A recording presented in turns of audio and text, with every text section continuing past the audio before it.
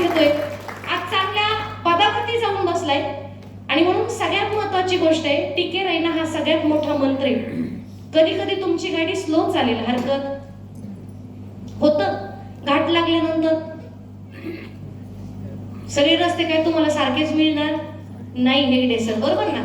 कधी कधी तुम्हाला चढावरती पण गाडी चालवायची, मग कधी कधी तुमच्या गाडीचे गिअर कमी करायला लागणार आहे आणि गाडीला तुम्हाला हळूहळू पण चालवावं लागणार आहे, बरोबर ना दादा? हा, कधी कधी तुम्हाला उतार लागणार आहे, वन वे राहणार आहे, मग तुमची गाडी सनाट चालणार आहे, जोरदार चालणार. मग असं कधी कधी होणार आहे, जीवनात चढ उतार चालू असतात. चढायला तुमची गाडी थोडीशी कमी होणार आहे, पण कमी झाली म्हणून थांबून नाही यायचं. चढाच्या नंतर खाली उतार पण आहे आणि त्याच तीव्रतेने तुम्ही पुढे जाणार आहे, हे मात्र कधी विसरायचं नाही.